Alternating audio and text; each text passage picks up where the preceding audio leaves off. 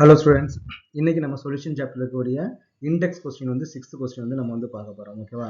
So இந்த question வந்து நமக்கு என்ன கொடுத்துருக்காங்க, H2X a toxic gas with rotten egg like smell வந்து கொடுத்துருக்காங்க. ஓகேவா? So each and every thing is very important. ஓகேவா? நீங்க இந்த கொஸ்டினை படிக்கும்போது நமக்கு என்ன பண்ணலாம், H2S வந்து நீங்க ஏதோ ஒரு கேஸ் அப்படின்னு நினைச்சுக்கலாம் இல்லையா? அப்படிலாம் கிடையாது. H2S வந்து பார்த்தீங்கன்னா ஒரு டாக்ஸிக் கேஸ். இது வந்து பார்த்தீங்கன்னா ரோட்டன் எக் லைக் ஸ்மெல், அந்த கெட்டு போன முட்டைலாம் ஒரு மாதிரி ஸ்மெல் வரும் இல்லையா? ஸோ அந்த மாதிரி ஸ்மெல் வரும் வந்து கொடுத்துருக்காங்க. இப்போ இந்த இன்ஃபர்மேஷன் வந்து பார்த்தீங்கன்னா இந்த கொஸ்டினுக்கு வந்து தேவையில்லாமல் இருக்கலாம். ஆனால் வந்து பார்த்தீங்கன்னா ஆர்கானிக் கெமிஸ்ட்ரி வந்து பார்த்தீங்கன்னா சில டைம் நமக்கு வந்து தேவைப்படும், அனலிட்டிக்கல் கெமிஸ்ட்ரி வந்து நமக்கு வந்து தேவைப்படும். இந்த இன்ஃபர்மேஷன் வந்து பார்த்தீங்கன்னா நமக்கு எங்கேயாவது நமக்கு வந்து யூஸ் ஆகும். அதனால உங்கள் சிபிஎஸ்சி டெக்ஸ்ட் புக்கை பொறுத்த வரைக்கும் each and every thing is very very important. ஒவ்வொரு வார்த்தைக்கும் அதுக்கு நீங்கள் மீனிங் தெரியணும். அது வந்து நீங்கள் மைண்டில் வந்து நீங்கள் ரீகால் பண்ண வேண்டியது வெரி வெரி இம்பார்ட்டன்ட். இங்கே கொடுத்துருக்க இன்ஃபர்மேஷன் வேற எங்கேயாவது நமக்கு வந்து தேவைப்படும். ஓகேவா? அவங்க என்ன கொடுத்துருக்காங்க, H2S கேஸ். அப்போ H2S கேஸ்ன்றது பார்த்தீங்கன்னா ஒரு நல்ல ஒரு கம்ஃபர்டபுள் கேஸ் வந்து கிடையாது, வந்து ஒரு டாக்ஸிக் கேஸ். அப்புறம் வந்து அழுகுன முட்டையோட ஸ்மெல் வந்து அதுக்கு வந்து வரும். It is used for the quantitative analysis. நான் சொன்னேன் இல்லையா, அந்த H2S கேஸ் வந்து பார்த்தீங்கன்னா அனலிட்டிக்கல் கெமிஸ்ட்ரி வந்து நமக்கு வந்து வெரி வெரி இம்பார்ட்டன்ட். அதான் இங்கே மென்ஷன் பண்ணியிருக்காங்க, குவான்டிடேட்டிவ் அனாலிசிஸ் வந்து குவான்டிடேட்டிவ் அனாலிசிஸ் வந்து யூஸ் பண்ணுறாங்க. If the solubility of H2 gas in water at standard temperature pressure is 0.195 மோலாலிட்டின்னு வந்து நமக்கு கொடுத்துருக்காங்க. ஓகேவா? அப்போ H2S என்ன பண்ணாங்கன்னா வாட்டரில் வந்து நமக்கு வந்து டிசால்வ் பண்ணுறாங்க. அப்போ H2Sன்றது ஒரு கேஸ். அந்த கேஸை நமக்கு என்ன பண்ணியிருக்காங்க, வாட்டர் வந்து டிசால்வ் பண்ணியிருக்காங்க. ஜஸ்ட் நீங்கள் இமேஜின் பண்ணி பாருங்க, ஒரு ஒரு பீக்கர் வந்து எடுத்துக்கிறீங்க, ஒரு பீக்கர் வந்து எடுத்துக்கிறீங்க. அந்த பீக்கர் நமக்கு என்ன இருக்குது, வாட்டர் வந்து இருக்குது. ஓகேவா? ஸோ வாட்டர் வந்து H2S மாலிகுல் வந்து இருக்குங்க, சாரி வாட்டர் மாலிகுல் வந்து இருக்குது. இதுக்குள்ள நம்ம என்ன பண்றாங்க பார்த்தீங்கன்னா H2 கேஸ் வந்து நமக்கு வந்து டிசால்வ் பண்ணியிருக்காங்க. H2S கேஸ் வந்து நமக்கு என்ன பண்ணியிருக்காங்க, உள்ள வந்து நமக்கு வந்து டிசால்வ் பண்ணியிருக்காங்க. கால்குலேட் தி ஹென்ரி லா கான்ஸ்டன்ட் அப்படின்னு கேட்டுக்கிறாங்க. நமக்கு வந்து ரெண்டு லா வந்து இருக்கும். ஓகேவா? ஒன்று வந்து ஹென்ரி லா, இன்னொன்று பார்த்தீங்கன்னா ரவுட்ஸ் லான்னு வந்து இருக்கும். ஹென்ரி லா நமக்கு வந்து எதை எக்ஸ்பிளைன் பண்ணணும் அப்படின்னு வந்து பார்த்தீங்கன்னா, லிக்யூட், ஒரு லிக்யூட்ல ஒரு கேஸ் மாலிகுல் வந்து நமக்கு வந்து டிசால்வ் பண்ணால் நமக்கு என்ன நடக்கும். ஒரு லிக்விட் வந்து எடுத்துக்கிறோம், ஒரு வாட்டர் வந்து எடுத்துக்கிறோம், அதில் கேஸ் மாலிகுல் வந்து நமக்கு வந்து டிசால்வ் பண்ணால் அதில் என்னென்ன எஃபெக்ட் வந்து இருக்குன்றதா ஹென்ரிலா வந்து எக்ஸ்பிளைன் பண்ணோம். ரவுட்ஸ்லா அப்படின்றது என்ன அப்படின்னு வந்து பார்த்தீங்கன்னா, அதே மாதிரி பீக்கர் வந்து எடுத்துக்கிறீங்க, ஒரு லிக்விட் வந்து எடுத்துக்கிறீங்க, ஒரு லிக்விட் எடுத்துட்டு இன்னொரு லிக்விட் வந்து உள்ள மிக்ஸ் பண்ணும்போது நமக்கு வந்து என்ன நடக்கும்ன்றது தான் நமக்கு என்னன்னா ரவுட்ஸ்லா வந்து நமக்கு வந்து எக்ஸ்பிளைன் பண்ணோம். இப்போ ஃபார் எக்ஸாம்பிள் பார்த்தீங்கன்னா வாட்டரும் எத்தனாலும் நல்லா சாலுபிள். ஓகேவா? அப்போ நம்ம என்ன பண்றோம், வாட்டர்ல எத்தனால் ஆட் பண்ணும்போது நமக்கு வந்து என்ன நடக்கும் அப்படின்றத எக்ஸ்பிளைன் பண்ணுறது தான் ரவுட்ஸ்லான்னு சொல்லுவாங்க. ஓகேவா? அப்போ ஹென்ரிஸ்லான்றது என்னது, கேஸுக்கும் வாட்டர், கேஸ் வந்து வாட்டரில் டிசால்வ் பண்ணும்போது, ஒரு லிக்விட் வந்து டிசால்வ் பண்ணும்போது என்னென்ன எஃபெக்ட் வந்து இருக்குன்றது ஹென்ரிஸ்லா. ரவுட்ஸ்லான்றது பார்த்தீங்கன்னா ரெண்டு லிக்விட் வந்து மிக்ஸ் பண்ணும்போது என்ன நடக்கும்ன்றதான் நமக்கு ரவுட்ஸ்லா. ஓகே, முதல்ல இந்த ரெண்டுக்கு நம்ம டிஃபரன்ஸ் வந்து நம்ம தெரிஞ்சுக்கணும். அப்போ ஹென்ரிஸ்லா நமக்கு என்ன இருக்குது, ஒரு கேஸ் மாலிகுல ஒரு லிக்விட் வந்து நமக்கு வந்து டிசால்வ் பண்ணும்போது என்னென்ன நடக்கும்ன்றத பற்றி எக்ஸ்பிளைன் பண்ணுறது தான் நமக்கு வந்து ஹென்ரிஸ்லா. ஓகேவா? அப்போ நம்ம என்ன பண்ணணும், எப்போ எழுதுற மாதிரி நம்ம என்ன பண்ணணும், ஃபர்ஸ்ட் கிவன் டேட்டா வந்து நீங்கள் எழுதுங்க. கிவன் டேட்டா வந்து என்ன கொடுத்துருக்காங்க, கிவன் டேட்டா நமக்கு என்ன கொடுத்துருக்காங்க பார்த்தீங்கன்னா, கேஸ் வந்து H2S வந்து கொடுத்துருக்காங்க இல்லையா? அப்போ மோலாலிட்டி ஸ்மால் எம் தான் கொடுத்துருக்காங்க இல்லையா? அப்போ வந்து பார்த்தீங்கன்னா மோலாலிட்டின்னு அர்த்தம். ஓகே, molality of H2S gas, molality of H2S gas நமக்கு எவ்வளோ கொடுத்துருக்காங்க, 0.195 வந்து நமக்கு வந்து கொடுத்துருக்காங்க. ஓகேவா? ஸோ அப்போ வந்து மோலாலிட்டி ஸ்மால் எம் வந்து கொடுத்துருக்காங்க. வேற என்ன இன்ஃபர்மேஷன் கொடுத்துருக்காங்க, வேற எதுவுமே வந்து கொடுக்கல. ஹென்ரி லா கான்ஸ்டன்ட் வந்து கேட்டுக்கிறாங்க. அப்போ ஹென்ரி லா கான்ஸ்டன்ட் நம்ம எப்படி ரெப்ரசென்ட் பண்ணணும்னு பார்த்தீங்கன்னா, KH which is equal to what அப்படின்னு வந்து கேட்டுக்கிறாங்க. ஓகே, அப்போ நமக்கு வந்து சூட்டபிள் ஃபார்முலா. அப்போ நமக்கு ஹென்ரி லா ஃபார்முலா நமக்கு என்னது, ஹென்ரி லாஸாக்கு வந்து ஃபார்முலா நமக்கு என்ன அப்படின்னு வந்து பார்த்தீங்கன்னா, பார்ஷியல் ப்ரெஷர் ஆஃப் H2S. நம்ம இப்போ H2S தான் கண்டுபிடிக்க போகிறோம் இல்லையா? அப்போ partial pressure of H2S which is equal to Henry constant KH into வந்து பார்த்தீங்கன்னா மோல் ஃப்ராக்ஷன் ஆஃப் H2S. இதான் நமக்கு வந்து ஃபார்முலா. ஓகேவா? அதாவது இந்த லால வந்து நமக்கு என்ன சொல்ல வராங்க அப்படின்னு வந்து பார்த்தீங்கன்னா, இப்போ மோல் ஃப்ராக்ஷன் ஆஃப் H2S. அப்போ நம்ம ஆல்ரெடி பார்த்துருக்கோம், ஃப்ராக்ஷனாலே வந்து பார்த்தீங்கன்னா மினிமம் வந்து 2 காம்பவுண்ட் வந்து இருக்கணும். இங்கே நமக்கு என்ன இருக்குது, H2S வந்து இருக்குது, வாட்டர் மாலிகுலும் நமக்கு வந்து இருக்குது. நான் இதை வந்து நான் இப்போ எரேஸ் பண்ணிடுறேன்.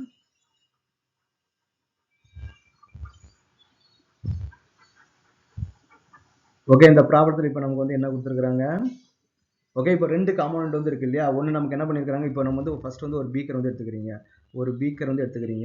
அந்த பீக்கரை நீங்கள் என்ன பண்ணுறீங்க, ஃபர்ஸ்ட் நீங்கள் வந்து ஒரு வாட்டர் வந்து நீங்கள் வந்து ஆட் பண்ணுறீங்க. ஏன்னா இங்கே என்ன கொடுத்துருக்காங்க, வாட்டரில் தான் H2S வந்து நமக்கு வந்து டிசால்வ் பண்ணிக்கிறாங்க. அப்போ நீங்கள் அங்கே வாட்டர் எடுத்துக்கிட்டீங்க, வாட்டர் நமக்கு என்ன இருக்கும், லிக்விட் ஸ்டேட்டில் வந்து இருக்கும். அப்போ H2 வந்து லிக்விட் ஸ்டேட்டில் இருக்கும்போது அப்போ கண்டிப்பாக நமக்கு இங்கே என்ன இருக்கும், வாட்டர் கேஸ் மாலிகுல் வந்து நமக்கு வந்து இருக்கும். ஓகே, இதெல்லாம் நீங்கள் வந்து பேசிக் இருந்தால் பார்த்தீங்கன்னா சின்ன லோயர் கிளாஸ் நீங்கள் லேர்ன் பண்ணியிருப்பீங்க. எந்த ஒரு லிக்விட் எடுத்துக்கிட்டாலும் சரி, அதாவது ஓகேவா, எந்த ஒரு லிக்விட் எடுத்துக்கிட்டாலும் சரி, அந்த லிக்விட்ல வந்து பார்த்தீங்கன்னா அதோட கேசஸ் மாலிகுல் என்ன பண்ணால் அதோட சர்ஃபேஸில் வந்து இருக்கும். இப்போ சிம்பிளாக நீங்கள் அண்டர்ஸ்டாண்ட் பண்ணிக்கணும்னா, ஒரு கிளாஸ் வந்து எடுத்துக்கிறீங்க ஓகேவா, ஒரு கிளாஸில் பாதி வந்து வாட்டர் வந்து நீங்கள் ஃபில் பண்ணுறீங்க. அப்போ பாதி வாட்டரை ஃபில் பண்ணிட்டு அதை நீங்கள் மூடி வச்சிட்டீங்க அப்படின்னா அந்த மீதி அந்த வேக்கண்ட் வந்து இருக்கு இல்லையா, அந்த வேக்கண்ட் வந்து ஏர் மாலிகுல் வந்து இருக்கும், ப்ளஸ் வாட்டரோட கேஸ் மாலிகுலும் நமக்கு வந்து கண்டிப்பாக வந்து இருக்கும். ஓகேவா, அப்போ இங்கே நமக்கு என்ன இருக்குது, வாட்டரோட கேஸ் மாலிகுல் வந்து நமக்கு வந்து இருக்குது. இது நமக்கு என்னது, வாட்டர் வந்து பார்த்தீங்கன்னா இந்த கேசியஸ் ஃபார்மில் வந்து இருக்குது. இதில் நீங்கள் என்ன பண்ணுறீங்க, புதுசாக வந்து பார்த்தீங்கன்னா H2S கேஸ் வந்து நீங்கள் வந்து உள்ளே ஆட் பண்ணுறீங்க. அப்போ உள்ளே நீங்கள் என்ன பண்ணுறீங்க, H2Sவும் நீங்கள் வந்து உள்ளே வந்து ஆட் பண்ணுறீங்க. இப்போ நான் எக்ஸ்ன்னு போகிறது வந்து நீங்கள் வந்து H2S கேஸ்னு போட்டு நினச்சிங்க ஓகேவா. அப்போ நமக்கு என்ன இருக்குதுங்க பார்த்தீங்கன்னா இங்கே வந்து H2S கேஸ் வந்து நமக்கு வந்து இருக்குது. அப்போ இந்த கேசியஸ் ஃபார்மில் வாட்டர் மாலிகுலும் இருக்குது, வாட்டர் கேஸ் மாலிகுலும் இருக்குது, H2S கேஸ் மாலிகுலும் வந்து இருக்குது. அப்போ H2Sோட ஃப்ராக்ஷன் தான் நமக்கு என்ன சொல்லணும், H2Sோட மோல் ஃப்ராக்ஷன். இது வந்து அப்போ இந்த ரெண்டுக்கும் நமக்கு வந்து ஃப்ராக்ஷன் கண்டுபிடிக்கலாம் இல்லையா. அப்போ நம்பர் ஆஃப் வாட்டர் மாலிகுலுக்கும் நம்பர் ஆஃப் H2S மாலிகுலுக்கும் நம்ம என்ன பண்ணலாம், மோல் ஃப்ராக்ஷன் வந்து கண்டுபிடிக்கலாம். அந்த மோல் ஃப்ராக்ஷன் தான் இங்கே H2S ன்னு கொடுத்துருக்காங்க. அப்போ H2Sோட மோல் ஃப்ராக்ஷன் அதிகமாக இருக்குது, அதாவது அதிகமாக்குறோம் அப்படின்னா என்ன மீனிங் பார்த்தீங்கன்னா, நிறைய H2S வந்து நம்ம வந்து உள்ள ஆட் பண்ணிட்டே இருக்கணும்னு அர்த்தம். இப்போ நீங்கள் H2S வந்து உள்ள ஆட் பண்ண H2Sோட மோல் ஃப்ராக்ஷன் வந்து நமக்கு என்ன ஆகும், அதிகமாகும். அப்போ H2Sோட மோல் ஃப்ராக்ஷன் அதிகமாச்சுன்னா நிறைய H2S வந்து உள்ள டிசால்வ் ஆக ஆரம்பிக்கும். அப்போ நீங்கள் கம்மியான H2S கேஸை மேலே வச்சிருந்தீங்க அப்படின்னா கம்மியான H2S தான் நமக்கு வந்து உள்ள வந்து நமக்கு வந்து டிசால்வ் ஆகும். நீங்கள் நிறைய H2S வந்து மேலே நீங்கள் நிறைய சப்ளை பண்ணீங்க அப்படின்னா நிறைய H2S வந்து நமக்கு வந்து டிசால்வ் ஆகும். அதான் இதில் இருக்க ஹென்ரிஸ் லால இருக்கக்கூடிய பேசிக் கான்செப்ட். ஓகேவா, அப்போ நீங்கள் ஒரு 100 ml வாட்டர் வந்து எடுத்துக்கிறீங்க. அந்த 100 ml வாட்டர் வந்து நீங்கள் கொஞ்சோண்டு H2S வந்து ஆட் பண்ணீங்கன்னா கொஞ்சோண்டு H2S தான் நமக்கு வந்து கரையும். நிறைய H2S வந்து நீங்கள் ஆட் பண்ணீங்க அப்படின்னா நிறைய H2S வந்து நமக்கு வந்து டிசால்வ் ஆகும். அப்போ அந்த வாட்டருக்கு மேலே இருக்கக்கூடிய நம்பர் ஆஃப் H2S மாலிகுலை பொறுத்தா நமக்கு என்ன அதோட சால்பிலிட்டி வந்து இருக்குன்றதை மென்ஷன் பண்ணிக்கிறாங்க. இதுதான் வந்து ஹென்ரிஸ் லா வந்து சொல்றாங்க. அப்போ நமக்கு வந்து ஒரு கேஸ் மாலிகுலை நீங்க வாட்டர்ல வந்து டிசால்வ் பண்ணும்போது எவ்வளோ கேஸ் மாலிகுலை நீங்க அதிகமாக ஆட் பண்றீங்களோ அந்த அளவுக்கு நமக்கு வந்து டிசால்வ் ஆகும். இப்போ இன்னொரு எக்ஸாம்பிள் சொல்லணும் பார்த்தீங்கன்னா, இப்போ நம்ம வந்து சோடாலாம் குடிக்கிறோம் இல்லையா, சோடால நம்ம என்ன பண்ணிருக்காங்க, கார்பன் டை ஆக்சைடை வாட்டர் வந்து நமக்கு வந்து டிசால்வ் பண்ணி வச்சிருக்காங்க. ஓகேவா, அப்போ அந்த பாட்டில்ல நம்ம நிறைய கார்பன் டை ஆக்சைடு வந்து நம்ம உள்ள பாஸ் பண்ணா நிறைய கார்பன் டை ஆக்சைடு வந்து உள்ள வந்து நமக்கு வந்து டிசால்வ் ஆகும். கம்மியான கார்பன் டை ஆக்சைடு வந்து நீங்க பண்ணீங்கன்னா கம்மியான கார்பன் டை ஆக்சைடு தான் நமக்கு வந்து டிசால்வ் ஆகும். ஸோ இதான் நமக்கு வந்து இங்க வந்து கொடுத்துருக்காங்க. அது மோல் ஃபிராக்ஷனுக்கு டைரக்ட்லி ப்ரொபோஷனலா இருக்கும்னு சொல்லி கொடுத்துருக்காங்க. ஓகேவா, அப்போ நமக்கு என்ன கொடுத்துருக்காங்க, பார்ஷியல் ப்ரெஷர். அப்போ பார்ஷியல் ப்ரெஷர் ஆஃப் நமக்கு வந்து H2S வந்து நமக்கு வந்து எவ்வளோ நமக்கு வந்து தெரியணும். இங்கே நமக்கு வந்து பார்த்தீங்கன்னா H2S இந்த ஸ்டாண்டர்ட் டெம்பரேச்சர் ப்ரெஷர் கொடுத்துருக்காங்க இல்லையா. அப்போ ஸ்டாண்டர்ட் டெம்பரேச்சர் ப்ரெஷரில் அப்போ வந்து ப்ரெஷர் ஆஃப் H2S வந்து நமக்கு எவ்வளோ இருக்குன்னு பார்த்தீங்கன்னா 1 bar வந்து நமக்கு வந்து இருக்கும். ஓகேவா, ஸ்டாண்டர்ட் கண்டிஷன் போது நமக்கு ஸ்டாண்டர்ட் கண்டிஷனில் ப்ரெஷர் நமக்கு பார்ஷியல் ப்ரெஷர் வந்து நமக்கு எவ்வளோ இருக்கும் பார்த்தீங்கன்னா 1 bar வந்து இருக்கும். அப்போ பார்ஷியல் ப்ரெஷர் ஆஃப் H2S நமக்கு இங்கே எவ்வளோன்னு பார்த்தீங்கன்னா 1 வந்து கொடுத்துருக்காங்க. அப்போ வாட் இஸ் த KH, அப்போ KH which is equal to நமக்கு என்ன வரும், partial pressure of H2S divided by நமக்கு என்ன வரும் பார்த்தீங்கன்னா மோல் ஃப்ராக்ஷன் ஆஃப் நமக்கு வந்து H2S வந்து நமக்கு வந்து வரும். அப்போ பார்ஷியல் ப்ரெஷர் ஆஃப் H2S வந்து நம்ம வந்து கண்டுபிடிச்சிட்டோம். ஓகேவா, அப்போ நமக்கு வந்து மோல் ஃப்ராக்ஷன் ஆஃப் H2S வந்து நம்ம கண்டுபிடிக்கணும். அப்போ ப்ரீவியஸ் ப்ராப்ளம் நம்ம வந்து டிஸ்கஸ் பண்ணியிருந்தோம் எப்படி நம்ம வந்து மோல் ஃப்ராக்ஷன் கண்டுபிடிக்கிறது அப்படின்னு சொல்லிட்டு இல்லையா. அப்போ மோல்ஸ் ஆஃப் வாட்டர் நமக்கு தேவை, மோல்ஸ் ஆஃப் H2S நமக்கு வந்து தேவை. அப்போ இங்கே நமக்கு வந்து மோல்ஸ் ஆஃப் H2S வந்து என்னது, அப்போ மோல்ஸ் ஆஃப் H2S நம்ம என்ன கொடுக்கலாம், இங்கே வந்து 0.95 மோலாலிட்டின்னு வந்து கொடுத்துருக்காங்க இல்லையா. அப்போ நமக்கு என்ன கொடுத்துருக்காங்க, மோலாலிட்டி. அப்போ molality which is equal to 0.195 moles வந்து மோலாலிட்டின்னு கொடுத்துருக்காங்க. அப்போ இதுக்கு நமக்கு என்ன மீனிங் அப்படின்னு வந்து பார்த்தீங்கன்னா 0.195 moles of H2S. Okay, moles of H2S நமக்கு எவ்வளோ டிசால்வ் ஆகிருக்குது, 1 kg வாட்டர். அப்போ 1 kg வாட்டர் அப்படின்னா 1000 கிராம் வாட்டர் வந்து நமக்கு வந்து டிசால்வ் ஆகிருக்குன்னு அர்த்தம். அப்போ what is the molality, number of moles of solute. அப்போ number of moles of solute எவ்வளவு, 0.195 in mass of solvent in KG. ஏன்னா மோலாலிட்டிக்கு வந்து கேஜி தான் நம்ம சொல்லுவோம் இல்லையா. அப்போ மாஸ் ஆஃப் சால்வெண்ட், அப்போ மாஸ் ஆஃப் சால்வெண்ட் வந்து வாட்டர். அப்போ வாட்டரோட வெயிட் எவ்வளோன்னு பார்த்தீங்கன்னா 1000 கிராம் வந்து கொடுத்துருக்காங்க. அப்போ நமக்கு வந்து மோல்ஸ் ஆஃப் H2S வந்து நமக்கு வந்து டைரெக்டாகவே இங்கே நம்ம எடுத்துக்கலாம், which is equal to 0.195 moles. ஓகேவா, நெக்ஸ்ட் என்ன பண்ணாங்க, மாஸ் ஆஃப் வாட்டர் தான் நமக்கு கொடுத்துருக்காங்க. அப்போ நமக்கு என்ன பண்ணா மோல்ஸ் ஆஃப், இது வந்து மோல் ஃப்ராக்ஷன் கிடையாது, மோல்ஸ். ஓகேவா, இது நமக்கு என்ன பார்த்தீங்கன்னா மோல்ஸ் நம்ம எப்பவுமே எப்படி ரெப்ரசென்ட் பண்ணுவோம், இல்லைன்னா நான் மோல்ஸ்னே நான் வந்து எழுதிக்கிறேன். ஓகே, H2S வந்து பார்த்தீங்கன்னா 0.195 மோல்ஸ் வந்து இருக்குது. அப்போ மோல்ஸ் ஆஃப் வாட்டர் வந்து நமக்கு எப்படி கண்டுபிடிக்கணும், அப்போ moles of water which is equal to given mass divided by molecular mass. அப்போ வாட்டரோட given mass வந்து எவ்வளோ கொடுத்துருக்காங்க, 1000 divided by molecular mass வந்து என்னது வாட்டருக்கு 18 இல்லையா. அப்போ 1000 divided by 18 வந்து நமக்கு எவ்வளோ இருக்கும்,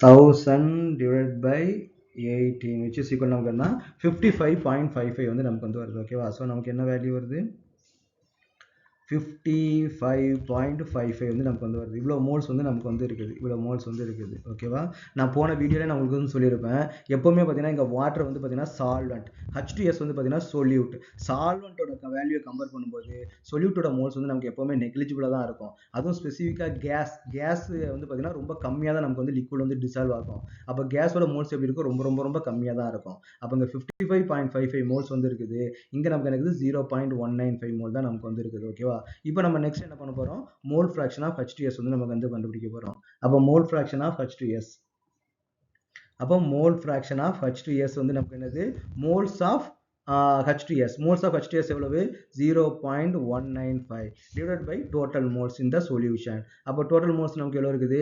55.55 okay so 55.55 plus 0.195 above which is equal to 0.195 divided by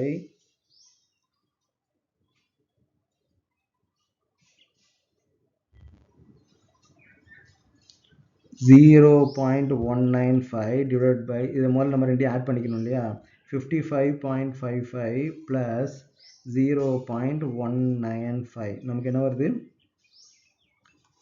55.745 ஓகேவா above which is equal to 0.195 divided by 55.745 which is equal to mole fraction of water வந்து நமக்கு எவ்வளவு வருது 0.0035 வந்து நமக்கு வந்து வருது ஓகே அப்போ mole fraction of H2S வந்து நமக்கு எவ்வளவு வருதுன்னு பார்த்தீங்கன்னா 0.0035 வந்து வருது அப்போ நமக்கு ஹென்ரி கான்ஸ்டன்ட் நமக்கு என்ன formula partial pressure of H2S which is equal to KH into mole fraction of H2S இல்லையா அப்போ நமக்கு என்ன பண்ணா இங்க நமக்கு KH தான் நம்ம வந்து கண்டுபிடிக்கணும் அப்போ KH which is equal to என்ன வருது partial pressure of வந்து H2S divided by mole fraction of என்ன வரும் H2S வந்து நமக்கு வந்து கிடைக்கும் அப்போ partial pressure வந்து நமக்கு வந்து 1 bar வந்து வருது divided by mole fraction நமக்கு வந்து 0.0035 அப்போ which is equal to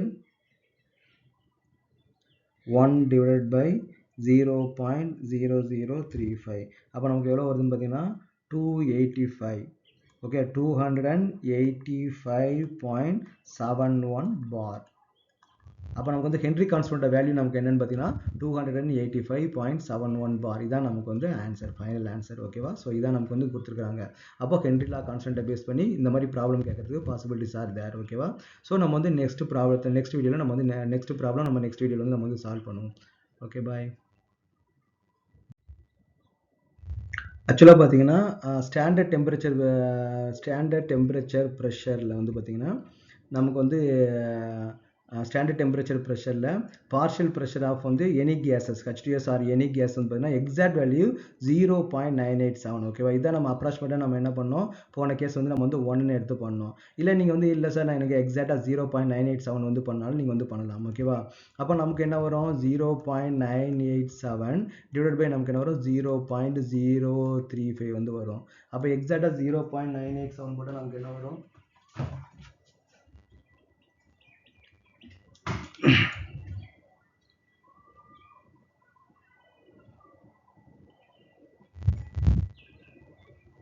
அப்போ 0.987 divided by 0.0035 இல்லையா இப்போனா 282 வந்து நமக்கு வந்து வருது ஓகேவா இங்கே வந்து நமக்கு இங்கே என்ன வேல்யூ 0.0035 கிடையாது 0.035 அப்போ நமக்குன்னா 282 பார் வந்து நமக்கு வந்து ப்ரெஷர் வந்து நமக்கு ஓகேவா ஸோ அப்போ வந்து 282 ப்ரீவியஸ் கேஸில் நமக்கு எவ்வளோ வந்துச்சு பார்த்தீங்கன்னா 275 வந்தது இல்லையா இது வந்து நமக்கு வந்து ஒரு பெரிய பிக் டிஃப்ரென்ஸ் தான் நம்ம வந்து சொல்லணும் அதுக்கு கொஞ்சம் நிறைய டிஃப்ரெண்ட் வந்து இருக்குது இதான் நமக்கு வந்து எக்ஸாக்ட் வேல்யூ 0.987 தான் நமக்கு வந்து எக்ஸாக்ட் வேல்யூ இது நமக்கு கொஞ்சம் மெமரி பண்ணுறதுக்கு வந்து கஷ்டமாக இருக்குன்றவங்க வந்து பார்த்தீங்கன்னா அப்ராக்சிமேட்டாக 1 வந்து எடுத்துக்கலாம் அதுவுமே நமக்கு வந்து தப்பு கிடையாது பட் எக்ஸாக்ட் வேல்யூ வந்து பார்த்தீங்கன்னா 0.987 தான் அப்போ நமக்கு வந்து எவ்வளோ வரும் அப்படின்னு வந்து பார்த்தீங்கன்னா 282 பார் தான் நமக்கு வந்து ஆன்சர் வந்து வரும் ஸோ நீங்கள் அதையும் தெரிஞ்சு வச்சுங்க இதையும் தெரிஞ்சு வச்சுங்க உங்களுக்கு எக்ஸாக்ட் எக்ஸாக்ட் வேல்யூ வேணும் அப்படின்னா நீங்கள் வந்து இதை யூஸ் பண்ணுங்க. இல்லை ஒரு அப்ராக்சிமேட் வேல்யூ வந்து எனக்கு ஓகே அப்படின்னா இதை நீங்கள் மெமரி பண்ண உங்களுக்கு கஷ்டமாக இருந்துச்சுன்னா நீங்கள் ஒன்றுன்னு கூட பண்ணலாம். அது வந்து தப்பு கிடையாது.